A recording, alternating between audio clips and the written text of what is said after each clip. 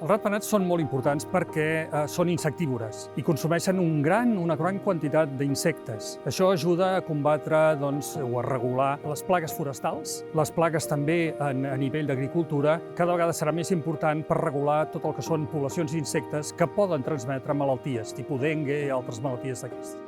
Al Parc Nacional hi ha moltes espècies. N'hem trobat 21 amb seguretat i probablement n'hi ha més.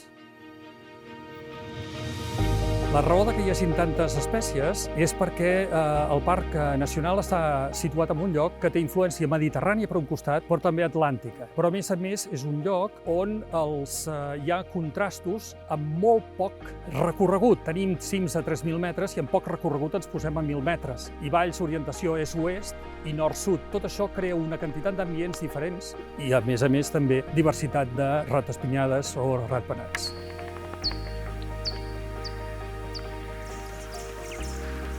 La neteja de peixos en els estanys modifica molt la diversitat d'espècies dels estanys. La modifica en el bon sentit, incrementa la diversitat. Per tant, el que hem de mirar és si això també repercuteix en afavorir les poblacions de ratpenats.